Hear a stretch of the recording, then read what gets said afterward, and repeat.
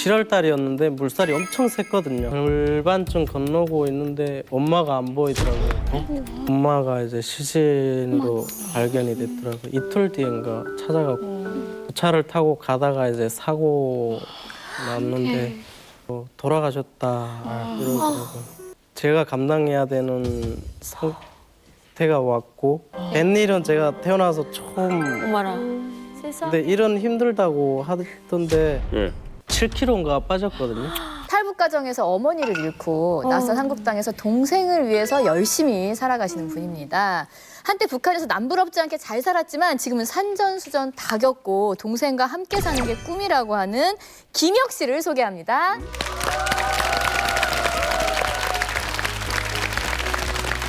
네, 어서 오세요. 안녕하세요. 함경북도 해령에서 온 김혁입니다. 저희 가족은 북한에 있을 적 굼을 캐면서 동네에서도 잘 산다고 이제 소문이 자자할 정도로 잘 살았습니다. 어느 한순간에 이제 쫄딱 망하고 부모님, 양부모님까지 다 잃고 현재는 동생이랑 제가 저희 둘이만 남게 되고 일을 하면서 현재는 열심히 살고 있습니다. 감사합니다.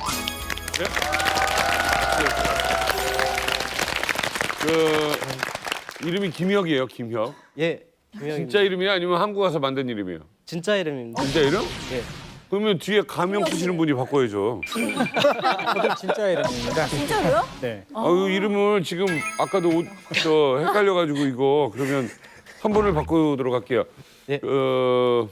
누굴 바꿔야 더 돼? 어리고 발길이 구말리 같은 분은 자기 이름 쓰라고 그러고 꽃제비 출신 연구원 김혁 선생님이 네. 꽃혁 어떠세요? 꽃혁. 굉장히 좋은 네임인 것 같습니다. 네. 자, 이렇게 합시다. 정리를 할게요. 김혁 씨, 지금 새로 나오신 김혁 씨는 김혁 씨고요. 예. 위에 있는 분은 김혁 쌤, 김혁 선생님으로 하도록 하겠습니다. 그러면 충분히 구분이 되니까. 자, 김혁 씨 반갑습니다. 혹시 나이가 어떻게 되신지 여쭤봐도 될까요? 저는 올해 23살입니다. 23살? 와, 어리네. 아이고. 한국도 회령이 미인이 많다고 유명하잖아요. 많은 걸로. 예, 미인이 많. 근데 미남도 많나 봐요. 감사합니다. 저는 안 근데 됐죠. 아니 잘생기셨어요. 나이가 23이면 아직 한참 좀 어린 편이잖아요. 근데 굉장히 철들어 보여요, 일찍. 북한에서도 원래 좀 그랬었어요? 뭐 태어났을 때부터 철이 드는 건 아니죠. 근데 제가 태어났을 때 이제 미공급이었어요. 고난이 행군 시기였거든요. 그때 저희 아빠랑 엄마가 이제 상의를 해갖고 돈을 벌어야 되겠다 하고 이제 굼이 나오는 곳이면 이제 어디든 찾아가던 도중 이제 그 평양 옆에 이제 굼이 나오는 고장이 있었거든요. 평북도라는 고장인데 제가 그때 7살이었고 동생이 이제 5살이었는데 동생만 이제 학교를 다니고 저는 못 다녔었어요.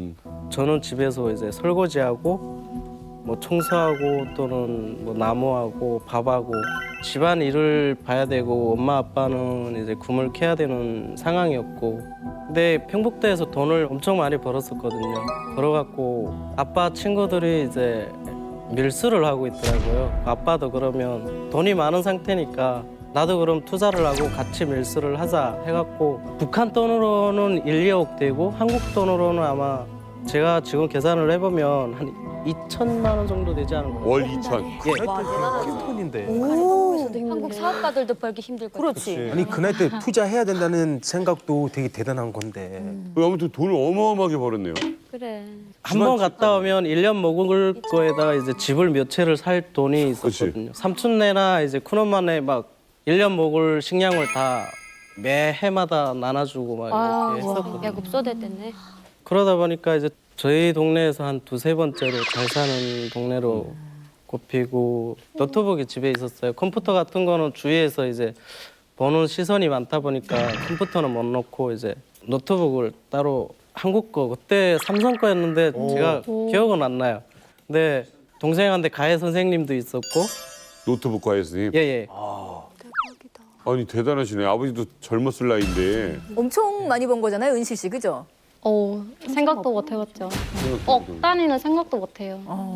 근데 사실 북한에서 그러니까 노트북도 있고 또 개인 강사까지 있으면 진짜 잘 살았다는 얘기인데 근데 그렇게 잘 살았는데 어쩌다가 이게 탈북을 하게 됐는지 그게 궁금하네요.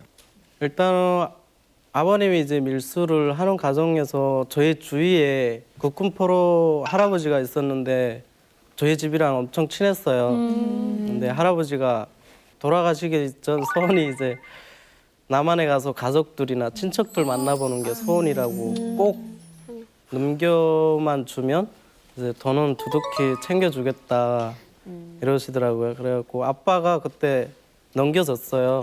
남한으로. 그리고 다시 돌아오는 과정에서 아빠가 잡히고 근데 그냥 그렇게 잡혔으면 또 괜찮은데 아빠 몸에 한국에서 보내는 편지가 있었거든요. 어떡해. 그게 이제 돈이 많으니까 그런 거에 대해서 크게 잡혀봤자 뭐 2-3시간 잡히면 그냥 나오거든요. 돈을 주면 나오고 이랬었는데 좀 시기가 좀 안 좋은 상태였는데 그 보이지더원이 바뀌었어요. 그러다 보니까 아빠가 요번에 들어가면 한 15년에서 20년 또는 무기징역 갈 수 있다고 친구분들이 빨리 중국이든 한국이든 가고 싶은 대로 가라고 이제 잡힌다고 예. 그래갖고 아빠가 한 2-3일 숨어 있다가 중국으로 왔어요.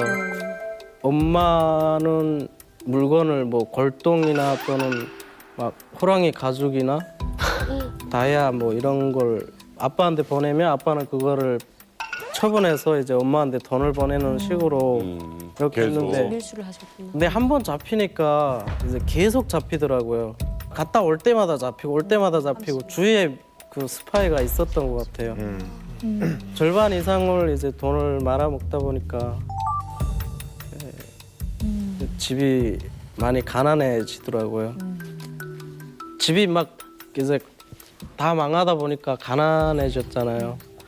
그러다 보니까 중국으로 그냥 가자 하고 아빠가 이미 한국으로 오는 루트를 다 마련해 뒀다고 하더라고요. 그래갖고 엄마랑 가자 해서 셋이서 두만강에 한 4시 때 이제 도착을 했는데 정말 그날에 7월 달이었는데 물살이 엄청 셌거든요. 네. 발을 이렇게 디두면 모래가 막 쭉 빠져내려가고 물은 계속 깊어지고 이러거든요. 예. 두만강을 절반쯤 건너고 있는데 엄마가 안 보이더라고요. 동생도 이제 잘 안 보이고 날이 이제 새벽 4시 때였는데 동생이 먼저 보이더라고요. 근데 엄마는 어디도 안 보이더라고요.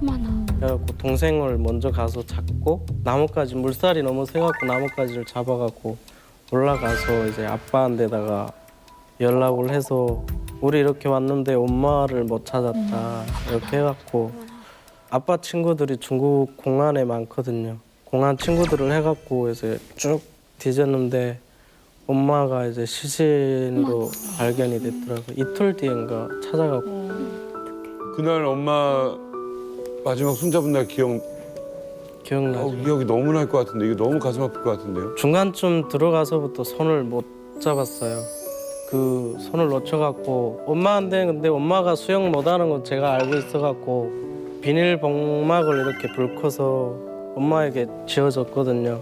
근데 비닐방막이라는 게 동그랗잖아요. 그 구명대 같은 경우엔 동그란 걸 그냥 이렇게 손을 안 올 수 있는데 비닐방막은 한 번 놓치면 잡을 수가 없어요. 공 같은 거니까. 그래갖고 아마 시신은 북한에 그냥 몰래 이렇게 내보내고 옷만 중국에다 묻었거든요. 근데 그날에 아빠가 많이 우시더라고요. 사실 저는 아빠 오는 걸 처음 봤어요. 어른도 오는구나라는 그런. 아니 아버님도 김혁 씨도 진짜 많이 놀라셨을 텐데 그럼 어머니 돌아가신 후에 아버지는 그 생활을 어떻게 하신 거예요?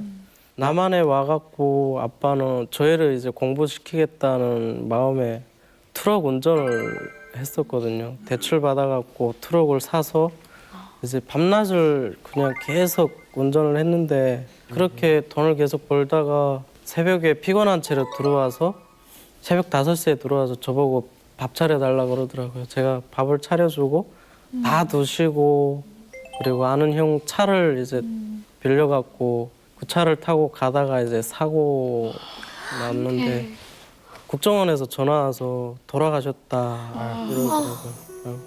사실 믿기지가 않았는데 가서 직접 보니까 앞이 안 보이고 진짜 캄캄하더라고요. 그때 더 힘들었던 거는 아빠 장례식비가 없어갖고 아빠 그 차를 수습하고 시신을 수습하고 하는 거를 막 원래 이틀 장례를 치러야 되는데 한 그때 4일인가 이렇게 치렀었거든요. 저는 학교 다니면서 아르바이트 안 해본 일이 없이 다 해본 것 같아요. 그럼 이게 이 가족은 지금 너무 힘든 일이 갑자기 와가지고 이게 매년 이번에다. 어려운 일이 왔어요. 근데 지금 문제는 우리 김혁 씨랑 동생이랑 지금 살아야 되는 거잖아요. 동생은 몇 살 차이 납니까? 3살 차이. 3살 차이? 20살. 이 동생도 이제 커서 이제 성인이 됐어요. 네. 이제 동생이 공부를 좀 북한에 있을 때부터 잘 했었어요. 전교에서도 정말 탑10 안에 들 정도로. 그래요? 예.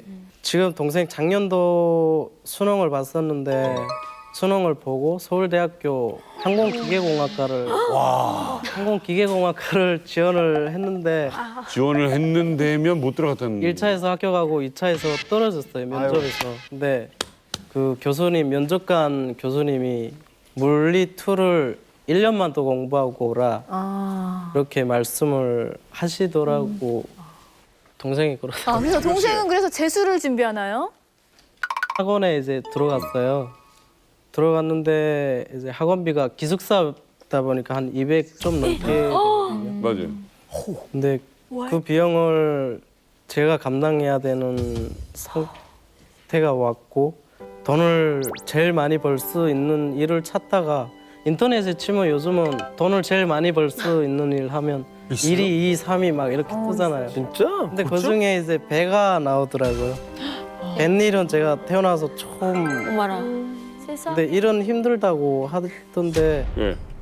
조기배를 탔었어요. 네네. 조기배가 아마 배 고기 잡는 것 중에 2번째로 힘들 거예요. 쉬는 시간 없고. 예, 맞아요. 네. 뭐 하루 3시간 잠이 많이 자는 거고 이 정도. 그냥 계속 잡고 금을 정리하고 네, 맞아요. 쏘내리고의 반복. 던지고 올리고 던지고 맞아요. 올리고 이걸 반복을 계속 하거든요. 예. 근데 원래 배 나갈 때 15일로 나가거든요. 나가기 전에 이제 비용을 먼저 지급을 하는데 15일 동안 200만 원을 받았어요. 200만 원을 먼저 이렇게 선불. 주더라고요, 선물을. 도망도 못 가요. 받을 때는 좋았어요. 근데 또 바로 내니까. 예. 받을 땐 좋았는데 이제 배를 타서 멀미를 첫날부터 하는 게 15일 동안 내릴 때까지 하는 거예요. 그 도망도 못 가니까 이거 배멀미 정말 정신적 압박이 어마어마하죠. 제가 그 15일 동안 7kg인가 빠졌거든요. 혹시 다이어트 하고 싶으신 분은 배를 추천합니다. 조기배. 아무튼 지금 이게 중요한 거는 뱃일이 중요한 게 아니라 이 일을 한 이유는 동생의 학원비 한 달에 200을 내기 위해서 했다는 거 아닙니까? 네네네. 우리 드라마 보면 그런 거 많잖아요. 옛날 드라마에 큰 형이 동생들 서울대 보내고 뭐 보내고 막 다 해주고 그런 스토리를 진짜 지금 보는 것 같아서. 네. 그 아무튼 김혁 씨 이거 아르바이트 해가지고 200 벌어서 동생 넣어주고 하려면 이거 말이 안 되게 힘든 건데. 네네. 그리고 김혁 씨 나이도 많은 게 아니잖아요. 하긴 돈 23살이면. 있는 줄 알 테고. 네. 네, 이제 동생을 이제 공부시키고 또 부모님이 안 계시다 보니까 부모 입장에서 생각을 하게 되더라고요. 그렇지. 근데 사실 어린 나이잖아요. 23살인데 그래 형이 동생을 챙기려고 하는 건 알겠는데 그래도 본인도 어린 나이에 하고 싶은 게 있을 거 아니에요. 그렇죠? 많죠. 하고 싶은 것도 많고 친구들이랑 많이 놀고도 싶고 그때 당시 저는 빨리 공부를 열심히 해서 다른 사람들처럼 정말 최선을 다해서 내 목표와 내 꿈을 향해 달려보자 이런 생각을 계속 이제 하는 것 같아요. 가끔은 정말 부모님이 있었더라면 저도 용돈을 받으면서 대학교를 다닐 수 있지 않겠나 싶은 생각이. 네. 엄마 꿈 안 커요? 많이 커요. 엄마 꿈 꾸는 날에는 좋은 일이 많이 생기더라고요. 엄마 네. 꿈속에서는 어떤 모습이세요? 꿈속에서는 이제 밥이랑 해주고 이런 그냥 산책도 하고 이런 건데 많이 그립죠. 저는 북한에 이제 부모가 있는데 돈을 계속 내보내 달라고 막 전화 오는 친구들 있잖아요. 그런 걸 보면서 저는 부러울 때가 너무 많아요. 어떨 때 엄마가 제일 보고 싶으세요? 이제 집에서 제가 동생한테 밥을 해주잖아요. 제가 부모 대신이라고 생각을 하고 있어 갖고 그런지 모르겠는데 책임감을 가지고 그냥 밥을 해줄 때면 이제 저도 앉아서 이제 밥을 엄마가 차려주는 밥을 한번 먹어봤으면 좋겠다. 그리고 제가 해서 맛이 안 나는 음식이 있어요. 엄마 손으로 해줬던 그 맛이 안 나는 게 이제 두부국이거든요. 두부국에 감자 반찬에 북한에 인조국이라고 있는데 인조국이 반찬. 예, 그게 이제 제가 아무리 맛있게 한다고 해도 그 맛이 안 나요. 동생이 지금 이 TV 보고 있을 텐데 진짜 공부 열심히 하라고. 한마디 해도 되나요? 하고 싶은 얘기가 분명히 있었겠지. 우리 보고. 자, 진혁아, 형이 너한테 늘 잔소리 한다고 싫어하는데 사실 형도 하고는 싶지 않은데 너의 미래를 위해서 계속 하는 거야. 그리고 지원할 수 있는 대학교 다 지원을 해봐. 최대한 좀 지원을 해봤으면 좋겠어. 부산 하나센터의 강동환 교수님 오늘 모셨습니다. 오랜만에 뵙습니다. 안녕하세요. 예. 자, 지금 대한민국에 와 있는 탈북민 현황 어떻게 됩니까? 네, 국내에 입국한 북한 이탈 주민의 수는 현재 그 3만 1,000명이 공식적인 집계이고요. 이 가운데 약 70%가 여성으로 조사되고 있습니다. 뭐 한 해 많게는 80%까지 여성이 지금 들어오고 있고요. 근데 국내에 들어온 그 탈북민 수도 물론 많지만 중국 거주 탈북민 수가 약 20만 명으로 지금 추정이 되고 있습니다. 근데 최근에 김정은 시대에 들어서서 이 국내 입국하는 탈북민의 수가 계속 줄고 있다라는 것이 지금의 조사입니다. 이건 약간 충격적인데요. 2016년에 749명이었던 탈북자 수가 올해 상반기에는 약 593명에 이제 달합니다. 근데 이 숫자가 20%가 이제 감소된 숫자라고 볼 수 있는데요. 특히 김정은 정권이 이제 들어서면서 계속해서 탈북자 숫자는 축소되어 오고 있는 중이었고요. 축소되는 과정에서 남성 대비 여성의 비율이 조금씩 더 증가하는 그런 상태가 지금 현재라고 얘기할 수 있겠습니다. 올해 탈북민이 20% 정도 줄었다고 말씀하셨는데 교수님께서 이유가 이게 지금 북한이 좀 살림이 좀 나아져서인지 아니면 좀 탈북하기가 더 힘들어져서인지 그게 궁금합니다. 요즘에 이제 김정은 시대 뭐 먹고 살기 좋아졌다. 그래서 탈북민 수가 준 것 아니냐 이런 그 얘기도 있는데요. 사실 그런 건 아니고 김정은 시대 들어서서 그 체제 결속력이라든지 또 정권의 지조를 높이기 위해서 탈북을 굉장히 강화하고 있습니다. 지금 그래서 국경 지역에 제가 뭐 거의 한 달에 한 번씩은 중국 접경 지역에 다녀오고 있는데 가서 보면 계속 그 중국 쪽에 그 원래 있던 철조망 말고 북한 쪽에 계속 그 철조망이 늘어나고 있는 걸 볼 수가 있죠. 네. 거기다 대고 교수님 그 탈북 비용도 좀 만만치가 않은 것 같아요. 네, 최근에 오는 그 가족의 얘기를 들어보면 1인당 도강비가 우리 돈으로 1,300만 원까지 지금 올랐습니다. 그런데 이게 탈북 비용이 아니고 그야말로 도강비니까 강을 하나 건너주는 돈만 지금 1,300만 원. 저 갑자기 이제 궁금한데 혹시 교수님께서도 탈북민이세요? 네, 저는 평양에 여행으로 3번 다녀왔고요. 전혀 그렇게 안 보이는데? 예, 진짜 여행 다녀오죠. 여행 다녀왔는데. 네, 대답이 아니었어요. 네 하셔서 그가 어떻게? 뭐 신기하다. 네, 평양에 3번 여행 다녀왔고요. 고향은 경북 봉화 토박이고 가끔 그 방송 보시고 네. 그 탈북 교수라고 해서 후원하겠다 이렇게 전화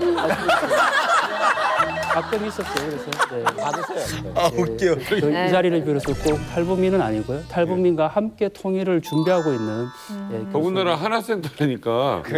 아니 도대체 그러면 탈북은 언제부터 시작한 거죠? 이게 이 중에서 가장 오래된 우리 탈북민이 누구시지?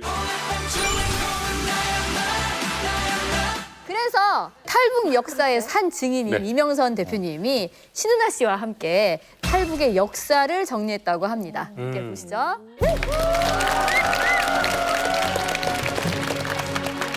지금으로부터 언 24년 전 북한에 더 이상 희망이 없음을 느끼고 수백 장의 비라를 뿌리며 한국으로 넘어온 탈영병.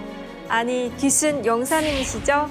이명선 대표님을 모시고 탈북의 역사를 짚어보겠습니다. 그렇습니다. 저 자체가 이제 탈북의 역사 산 증인 아니겠습니까? 네. 2000년대 전까지는 이제 탈북민을 저처럼 귀순용사나 귀순자라고 이제 불렀어요. 그렇죠. 그중 저보다 10년 먼저 한국에 온 귀순용사가 있었단 말입니다. 그게 바로 1983년에 이응평 대회가 이제 전투기를 이제 가지고 왔었죠. 이분은 이제 돌아가실 때까지 저하고 아주 가깝게 지내고 그런데 예. 탈북 초기엔 이렇게 이응평 대회처럼 북한 체제의 반감을 가지고 탈북하는 군인들이 많았는데요. 즉, 귀순 용사가 탈북의 트렌드였다고 합니다. 그렇죠. 그러고 나서 1987년엔 의사 출신 김만철 그 일가 11명이 네, 그 사건을 시작으로 저처럼 가족 단위로 탈북하는 사람들이 많이 늘어났잖아요. 신은하 동무. 네, 그럼 탈북 역사상 가장 중요한 일이 뭔지 압니까? 뭘까요? 바로 고난의 행군이요. 네, 90년대 들어서 다들 먹고 살기 힘들어지니까 북한 주민들이 대량으로 탈북하기 시작한 거 아니에요. 고난의 행군 시기 약 3천 명의 북한 주민들이 한국으로 넘어와 그야말로 탈북의 붐이 일었습니다. 그렇지. 그래서 그 2000년대부터 본격적인 탈북민 시대가 열린 게 아닙니까? 네, 여기서 더 중요한 건 2000년대 탈북을 이끈 대표적인 사람이 바로 내가 아닙니까? 정말요? 그건 몰랐죠? 네. 그렇죠. 내가 그때 베트남에 있는 탈북민 468명을 한꺼번에 전세기 두 대로 데려온 거 아니에요? 세상에.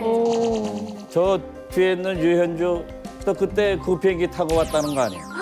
저도 당연히 기억하고 많이 들었어요. 이명선 대표님 덕분에 2006년에는 탈북민이 2만 명에 육박했다고 합니다. 그리고 작년에도 한국을 깜짝 놀라게 할 탈북 사건이 있었잖아요. 해 식당에 있던 13명의 그 탈북 아가씨들이 네. 왔고 그렇죠. 또 영국 총영사관에 최영호 공사가 이렇게 오고 네, 최근에는 이렇게 해외에서 근무하던 근로자들이 탈북하는 사례가 늘고 있습니다. 이거 또 내가 전세기 한번 뛰어야 되겠는데 요즘은 사업이 쉽지 않아가지고 이거 참 또 부담이네 이거. 남북을 뒤흔든 역대 탈북 사건들 모두 잘 들으셨나요? 지금까지 탈북미녀 신은아, 기순영사 임영선이었습니다.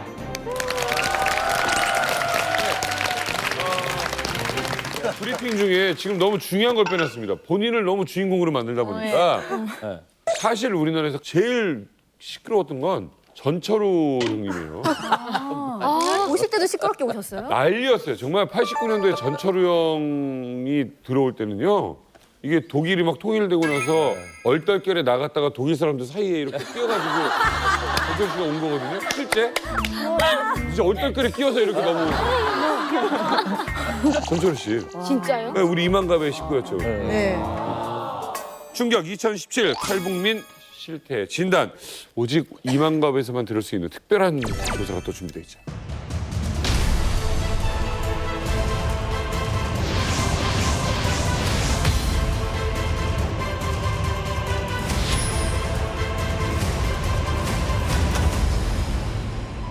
저 같은 경우는 이제 한국에 처음 왔을 때 수학 공부할 때였거든요. 네. 학교에 가니까 선생님이 숙제를 내주잖아요. 네. 그래가지고 저는 이제 어려워서 선생님 교무실에 찾아갔어요. 근데 북한에서는 바쁘다라는 말이 어렵다는 말도 돼요. 맞아. 그래가지고 선생님한테 가서 선생님 바쁩니다 이렇게 하니까 선생님이 그래 바쁘면 내일 풀어와 이러는 거예요. 그래가지고 그 다음 날에 다시 가서 선생님한테 선생님 바쁩니다 하니까 그분이 아 또 바빠? 그럼 내일까지 풀어와 이러는 거예요. 그래가지고 제가 그 다음 날 세 번째 이제 가가지고 선생님한테 선생님 정말 바쁩니다. 그러니까 선생님 화를 내시는 거예요. 학생이 공부하는 거 왜 뭐가 바쁘냐 선생님보다 더 바쁘냐 저한테 화를 내시더라고요. 그래서 아 정말 바쁩니다 하니까 뭐가 바쁜지 이야기해봐 이러는 거예요. 그래서 저는 그냥 이렇게 가만히 있었죠. 그 선생님이 그때 아차 싶은 거예요. 그러더니 아 어려운 거냐? 그래서 네 어렵습니다. 그래서 바쁘다라는 말을 제가 3번 했던 거예요. 진짜 바쁘다예요? 근데 바쁘다라는 말을 권경조 사투리가 어렵다를 바쁘다 그러죠. 네, 바쁘다라고. 말도 안 돼. 처음 들어본다. 나 처음 들어봐. 이건 조금 의외인데? 있어요. 한번 아 있잖아요. 어렵게 살잖아요. 가난하게 사는 사람도 그 집 되게 찢어지게 어렵게 산다. 그거를 그 집 엄청 바쁘게 살거든. 맞아요. 언니 맞다. 바쁘게 살면 좋은 거 아니냐. 할 일이 많다는 거 아니냐. 한국은 완전 정말 가난하게 사는 사람들 갖다가 바쁘게 산다 그런다. 같은 말인데 느낌이 완전 와, 반대야. 이건 정말 충격적인 얘기다. 저희가 그 바쁘다는 얘기가 술 먹잖아요. 잔이 비울 때는 술 들어서 바쁘냐. 술 따라 그러고 갑자기 나중에 미국 가서 아, 어디서 오셨어요? 저 한국에서 왔는데. 민우 씨. 아, 네. 저는 미팅 이런 거 좀 자주 하니까 3대3이 이게 뭐야? 자랑이야? 고백이야? 멋지죠? 예, 예. 근데 항상 오해받는 게 뭐냐면은 반말하냐? 버릇이 없이. 반말 많이 하잖아요. 안 해야지 반말해요 나는. 안 해야지 반말해요 나는. 반말. 자, 내가 민우가 봉통 방송할 때 그래가지고 내가 했던 거지. 뭐 그렇다는데? 그렇죠. 반말로 하잖아요. 진짜 반말 안 써나? 진짜 반말 안 써나? 저희도 외국인인데 잘 모르는 사람 이제 반말하면 기분 되게 나쁘거든요. 아니 어디서 모르는 사람한테 반말하니 처음부터 존댓말을 써야지. 그래서 아니 어디서 반말하는 거야? 어? 사실 우리 준이 형도 처음에 한국 왔을 때는 미국에서 너무 오래 살았으니까 형 동생 이런 거 없어. 괜찮아. 그냥 편하게 해. 근데 이제 주변 매니저들이 다 너무 편하게 하니까 이게 적응이 돼서 한 1년 정도 있다가 형도 이제 얘기하더라고요. 야, 존댓말 썸네? 이렇게. 기분 나빠. 그때는 이제 준이 형도 나이가 많았으니까. 이게 민우 씨처럼 아무튼 북한말을 쓰다 보니까 반말이 자기도 모르게 나와서 오해를 하는 경우들 네. 있다는 거죠.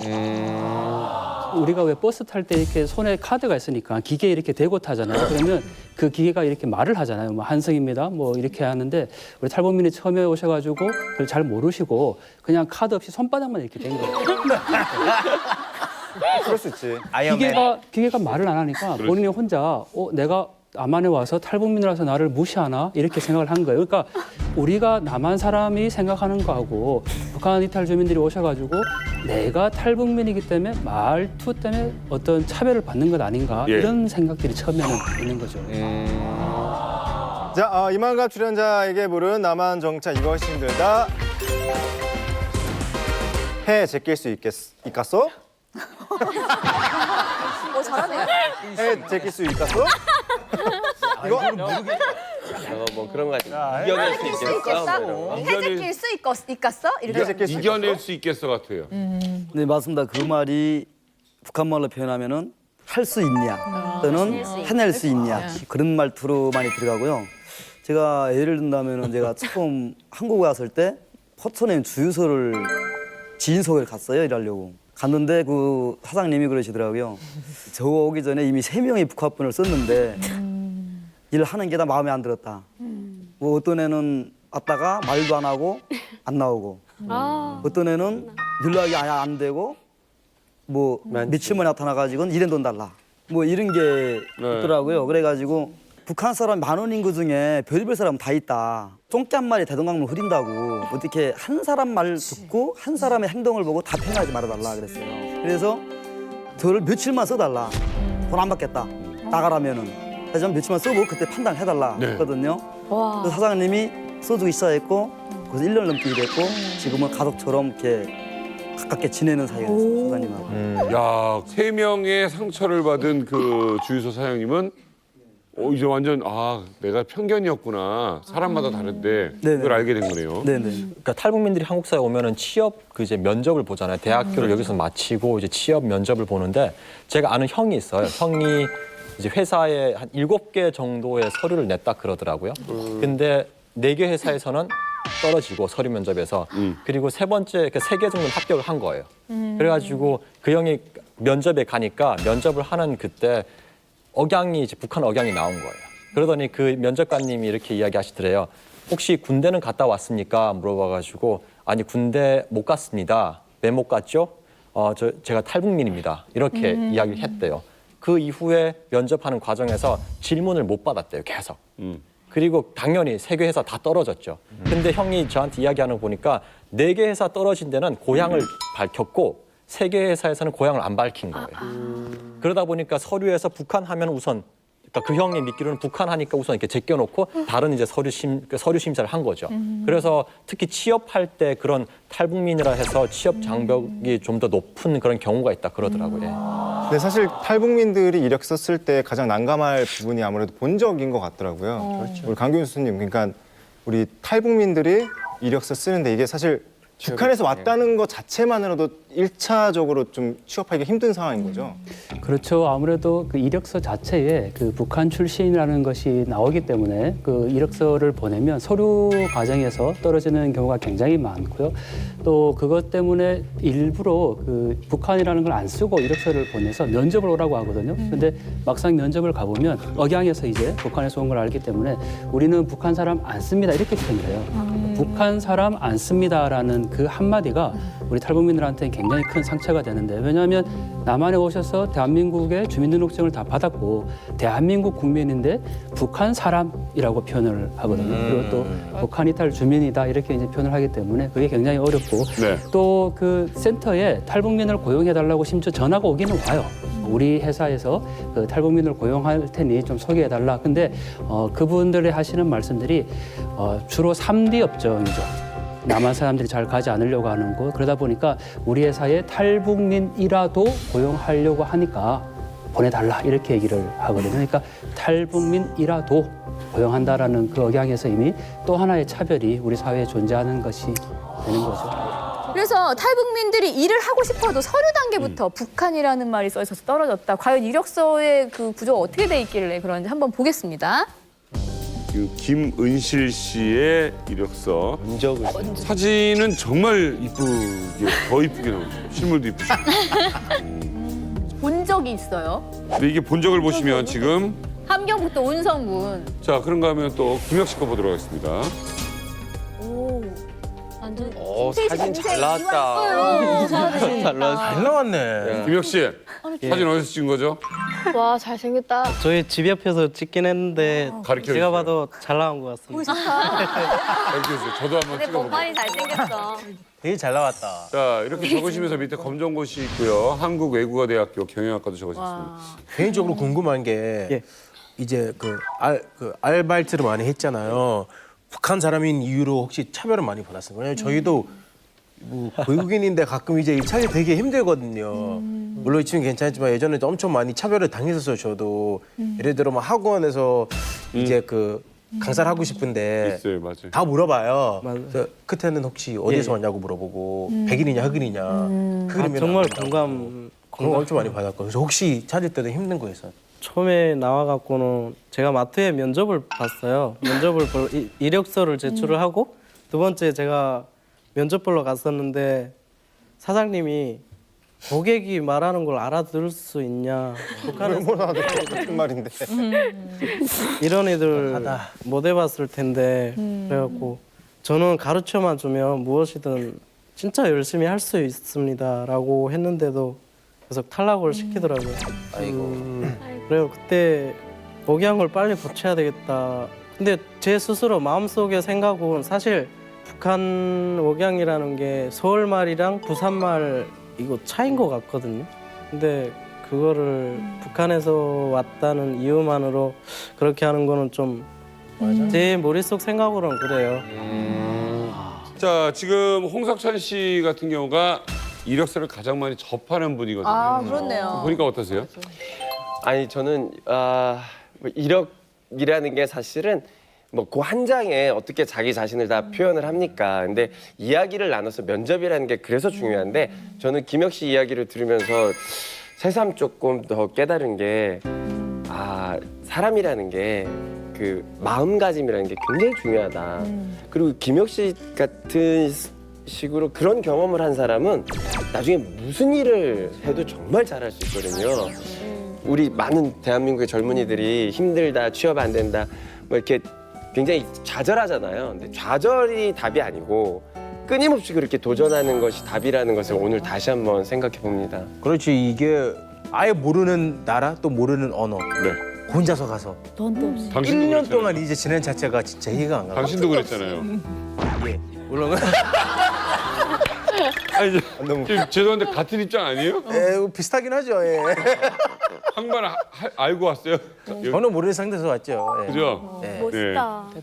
오늘 얘기 들으니까 좀 놀랐습니다. 네. 우리 혁이 씨처럼 직접 부딪히면서 여러분들 사실은 이것도 한번 겪는 과정 아닐까 싶어요. 약간 겪어야 되는 거 아니냐 싶기도 해요. 김혁 씨 어떻게 생각하세요?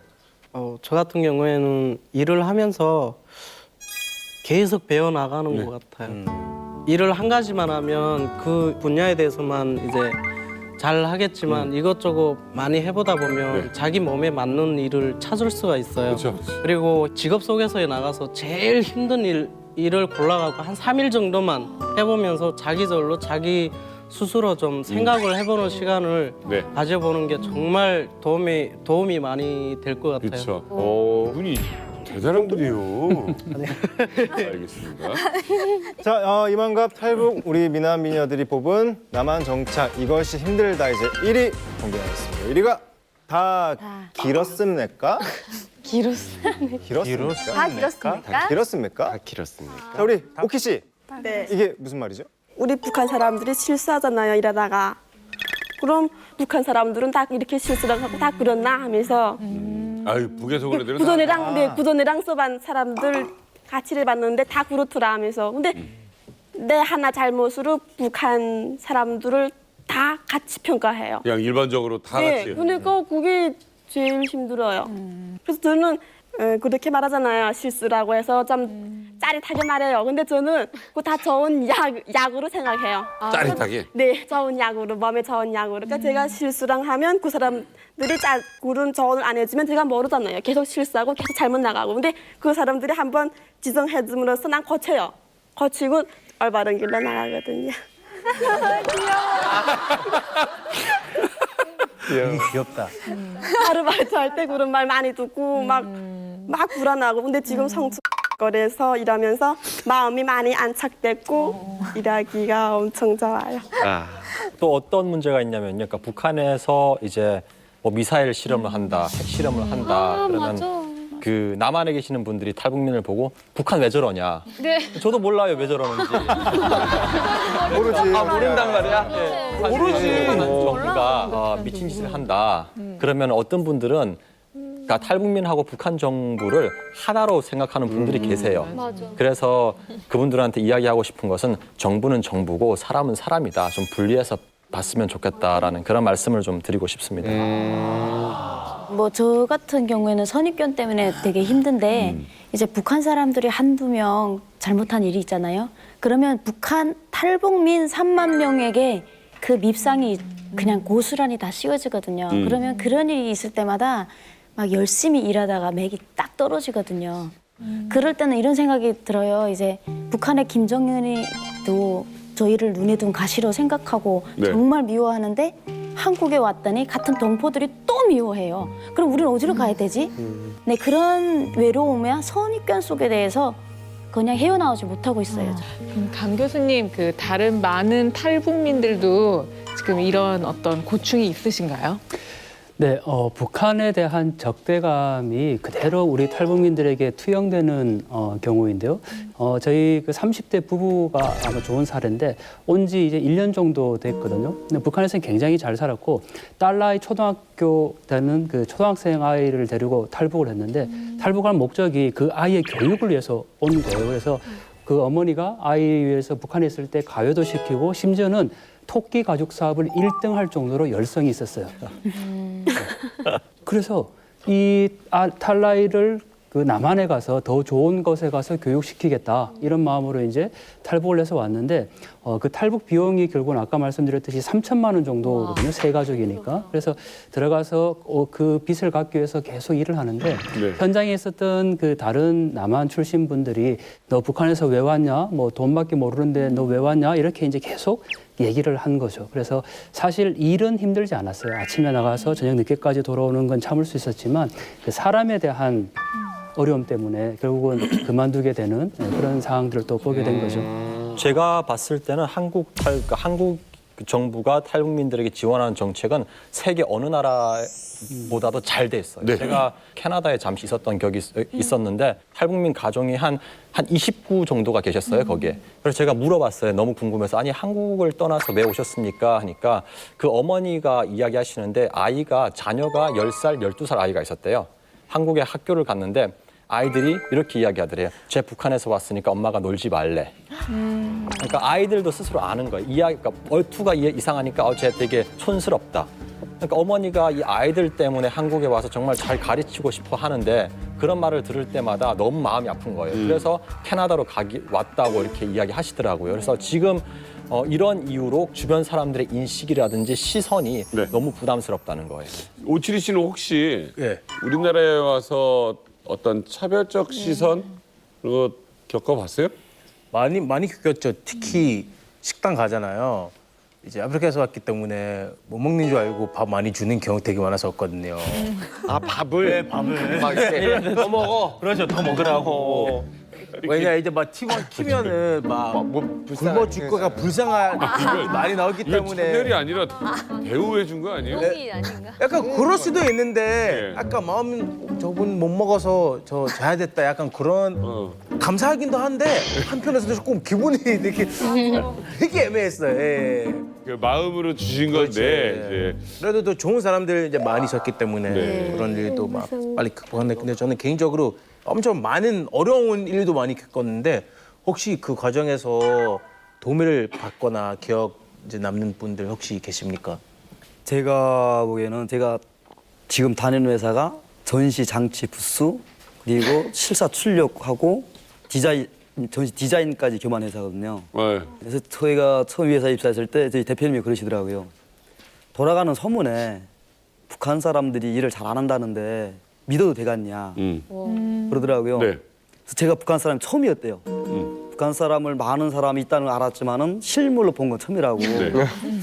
근데 소문은 들었다고 그러고. 네, 그래가지고 그 회사 일하는데 대표님이 좀 꼬리는 그런 반응이었어요. 네. 그래서 그랬어요. 사람이 길을 가다 보면 덜불에 걸려 넘어질 때 큰 돌에는 안 걸려요. 작은 돌에 걸려 넘어지지. 이 작은 돌 하나 때문에 북한 사람 3만 명 인구가 다 그 취급을 받는 거예요, 결국. 네. 그래서 대표님한테 그랬어요. 써달라고. 그랬더니 대표님이 믿고 한번 같이 가자 해서 이 회사 오픈할 때 제가 이 회사 첫 창립할 때 초창기 멤버가 됐어요. 네, 그래서 대표님하고 같이 나와서 회책을 꾸렸고 일을 하면서 진짜 커피 쏟고 자면서도 커피 쏟고 뭐 세미나도 커피가 터지고 밥 먹다가 커피를 막 흘렸어요. 근데 힘들다는 내색은 안 하고 열심히 했어요. 네. 제 생각을 가지고 일하기는 나의 회사다. 내 공장이다. 이런 마음을 가지고 일했어요, 열심히. 예. 그러다 나니까 회사에서 인정을 해줬고 어느 순간에는 네. 그래서 제가 기본적으로 제가 한국에 와서 느낀 게 일도 일이지만 돈 따라가는 것보다 사람을 따라가자는 거예요. 사람이 좋으면은 그 회사 내가 클 수 있는 잠재력이 생기는 거고 키워주는 사람이 안 좋으면은 저는 거기서 크질 못하고 그냥 바닥을 손에 나오는 것밖에 없거든요. 사장님한테 한 말씀 하세요. 와. 이런 기회가 없습니다. 네. 자신 있게 하세요. 사장님 하면서. 대표님 때문에 제가 이만큼 컸고요. 그리고 너무 감사하다는 말을 드리고 있습니다. 제가 한국에 와서 7년 동안 살면서 생일 케이크를 받아본 건 대표님한테 처음이었어요.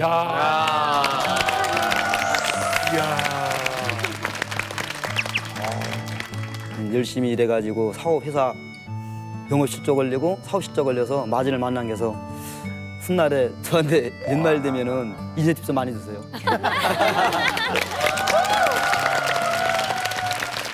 정말 멋지신 분입니다. 탈북민 중에 저렇게 좋은 분들 아주 많습니다. 제2의 심 대표님 같은 분들이 많이 나오셔서 열심히 일하는 사람들 잘 만나서 이게 궁합이거든요. 이렇게 맞으면 얼마나 좋습니까? 연정 씨는 또 어떻게? 네, 저는 한국 생활을 하면서 저에게 정말 도움을 주신 분들이 많은데 형사님을 비롯해서 하라센터 담당 선생님들 그리고 도우미 선생님을 비롯해서 정말 제가 이렇게 도움을 많이 받았어요. 그런데 그 중에서도 정말 제일 잊지 않지는 분들이 정말 있다면 저 쉼터에서 생활을 한 적이 있었는데 정말 수녀님들을 제가 찍고 싶어요.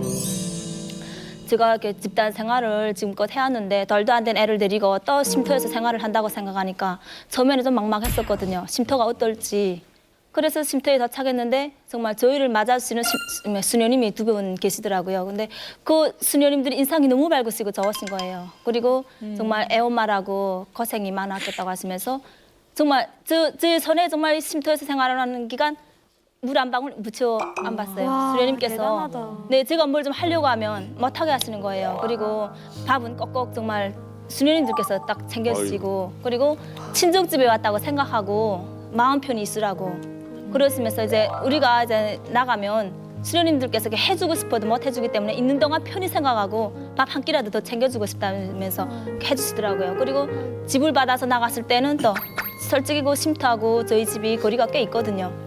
근데 수녀님 2분이 직접 오신 거예요, 저희 집까지.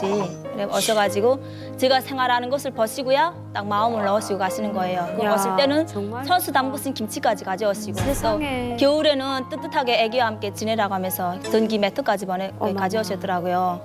근데 정말 고마웠었어요. 근데 지금 그 2분 중에 한 분이 몹시 아프시거든요. 그래서 네, 지금 수술을 받으시고 아직까지 태어나지 못하시고 병원에 계시거든요. 네, 그래서 제가 정말 여기에서 이 자리에서 정말 빨리 이게 수술을 이게 받으신 거 정말 빨리 캐치하시고 정말 건강한 몸으로 빨리 태어나시기를 정말 간절히 바란다고 정말 아유 말씀드리고 고맙습니다.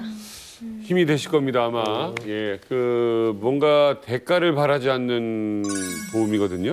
이게 직접적으로 도움을 받는 분들 얘기를 하고 있는데 김혁 선생님 받은 거 기억나는 거 있어요? 사실 오래 산 것만큼 많은 도움을 받았죠. 네, 또 그만큼 고생도 많이 했었고요. 제가 이제 가장 기억에 남는 분은 지금 부여에 계신 장명기라고 하는 형입니다. 둘이서 같이 이제 자동차 정비업에 종사를 했고요. 그래요? 그렇게 이제 친해졌던 형이 한 번은 제가 이제 돈이 부족해가지고 3만 원밖에 없었습니다. 한 달을 어떻게 살 거 고민하다가 2만 원을 겠다가 쌀 그때 당시에 10kg를 삽니다. 그리고 나서 카레 가루가 5,000원이었어요. 50인분입니다. 예. 가루만. 그거에다가 밥을 비벼 먹었습니다. 그걸 거의 한 달 가까이 살고 있었는데 형이 저보다 월급 날이 좀 빨랐어요. 근데 그 형은 저한테 월급 받자마자 반을 덜어서 저한테 줬어요. 어머나. 그래서 지금도 늘 그 형네 집에 가면 제 방이 따로 있고요. 아이고야. 그 안에 제 짐도 다 있고요. 어머님도 저는 어머님이라고 부르고요. 그래서 그 형은 진짜 한국에서 저한테 가장 이제 롤모델이었던 사람. 명기 형에게는 한마디 꼭 하십시오. 대한민국에서 처음 들어와서 정착을 한 곳이 부여였는데 그런 이제 작은 아담한 동네에서 형 같은 귀한 사람을 만나가지고 제가 이만큼 성장할 수 있었어요. 늘 언제나 내 마음속에는 형을 사랑하는 마음이 있고 그리고 어머님 건강도 늘 계속 유지가 됐으면 좋겠고 요즘 뭐 많이 아프셔서 걱정스럽기는 한데 공부한다고 많이 찾아뵙지는 못했거든요. 언제나 사랑하고 늘 내 마음속에 있는 우리 명기 형 파이팅!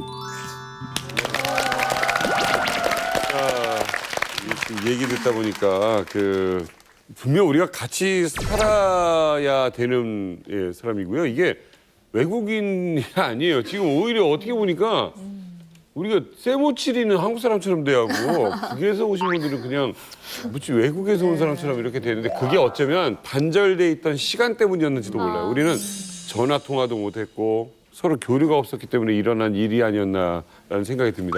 자, 똑같은 구성원입니다. 우리 국민입니다.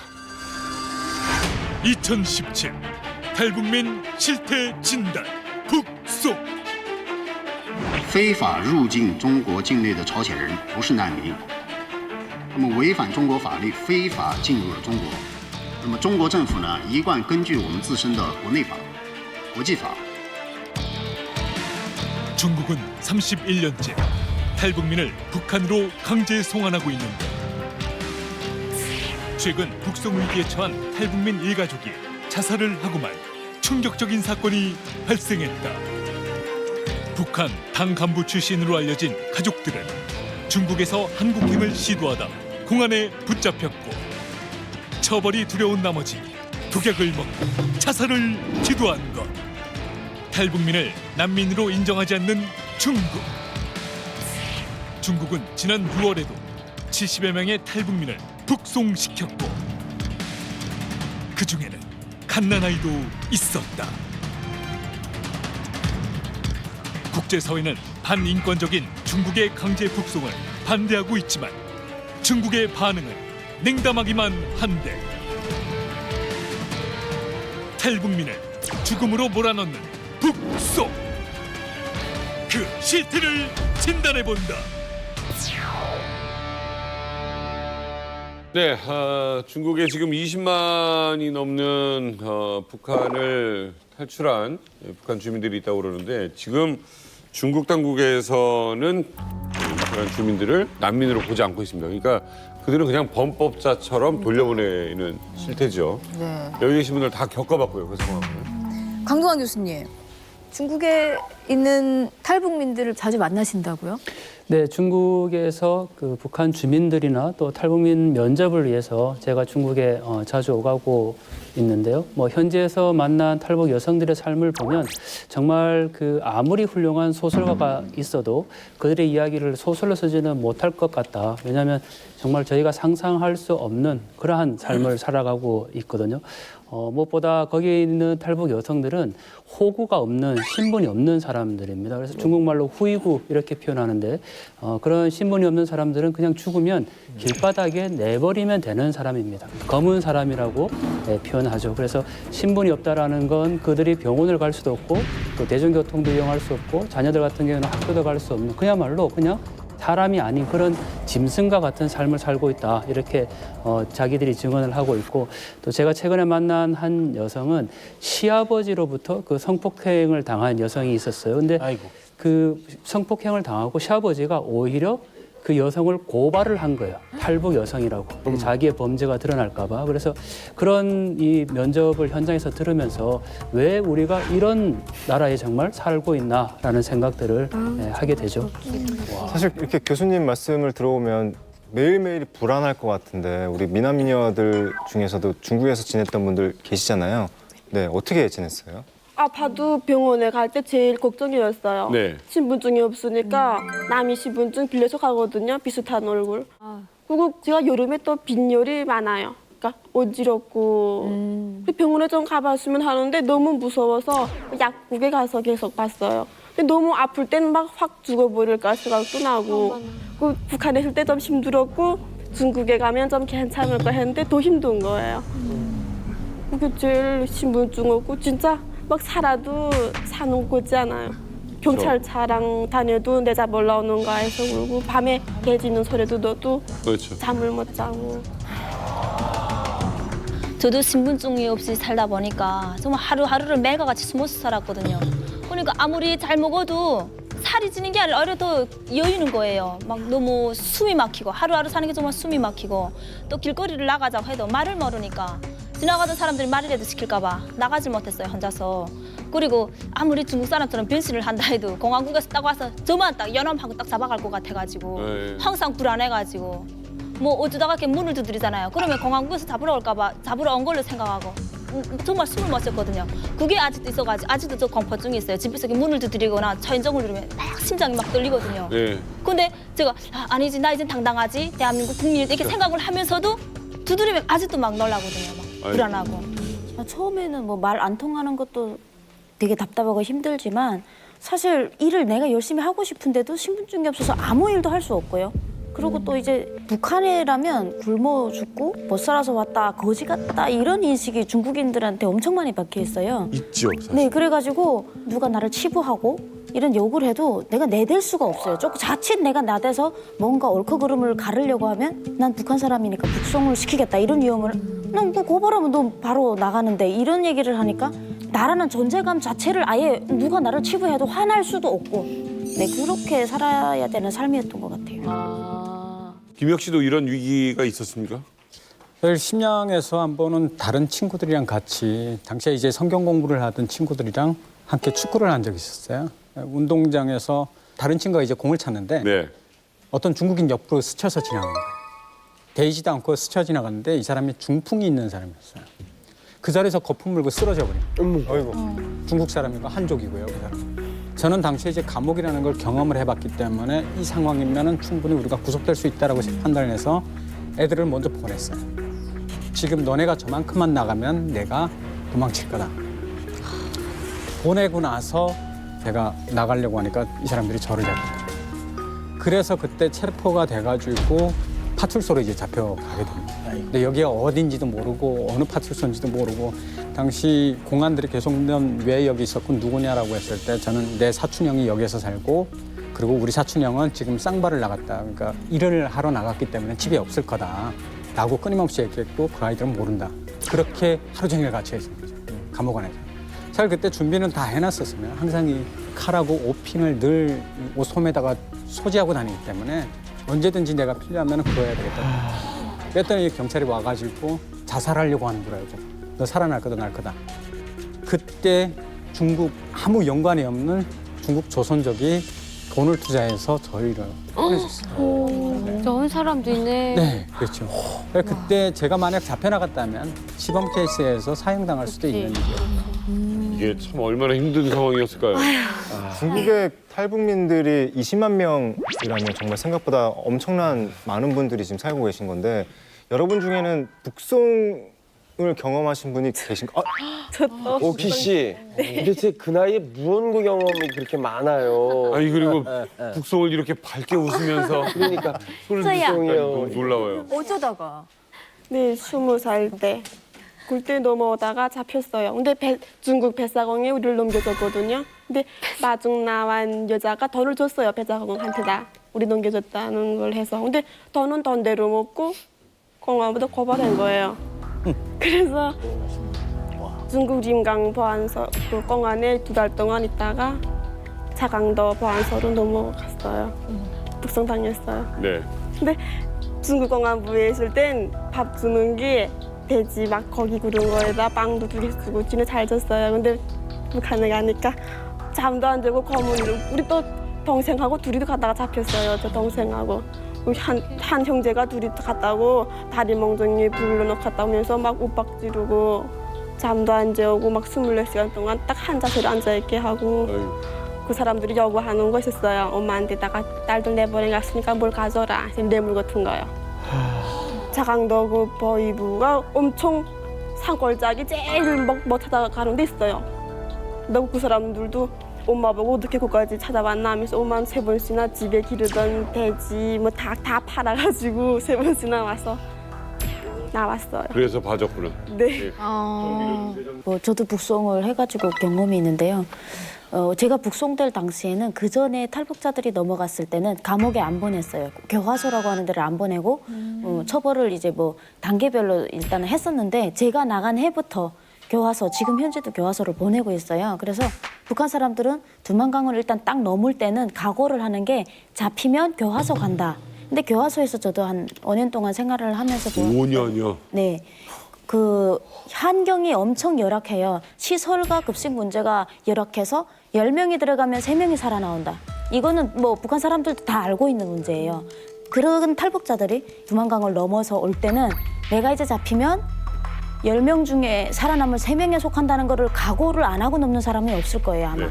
각오하고 넘는데 저도 그거를 알고 있었고요. 네. 근데 북송이 돼서 딱 북한에 나가라고 하니까 처음엔 제가 막 어떻게 안 나갈 수 없냐 이렇게 돈도 안 되더라고요, 그때는. 그래서 하다가 정 안 돼서 진짜 죽고 싶을 정도. 왜냐면 거기 가서 교도소 생활 하면서 죽으나 아니면 여기서 깨끗하게 죽는 게 나았는데 이제 시간도 안 되고 그 사람들 자주 감시를 했고요. 바로 북송을 시켜서 자살을 못했어요, 저도.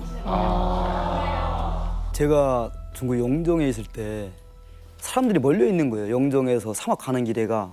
그래서 본 사람들이 이렇게 몰려 있지. 구경 가서 갔는데 북한 무장 탈영병 3명이 총을 들이대고 있고 1명은 다리 총상을 받은 상태였고 2명은 서서 총을 들고 있는데 앞에가 중국 공안이 몇 명 있고 변방대 있고 북한에서 사보 입고 들어온 국가보위부 요원들이 있었어요.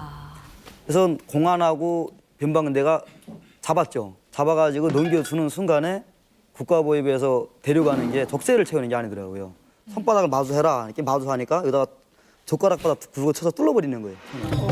바로 뚫러서 그대로 묶어가지고 끌고 가는 거예요. 중국 공안들도 그렇게 하지 말라고. 하겠으면 니네 나라 가서 하지 왜 여기서 하냐. 이미지 안 좋아진다. 근데 조선족들이 막 들끓이 나는 거예요, 여기서. 사람 새끼도 아니다. 어떻게 자기 나라 사람을 그런 식으로 끌고 가냐. 뭐 이런 걸 내가 충격적으로 목격을 봤어요.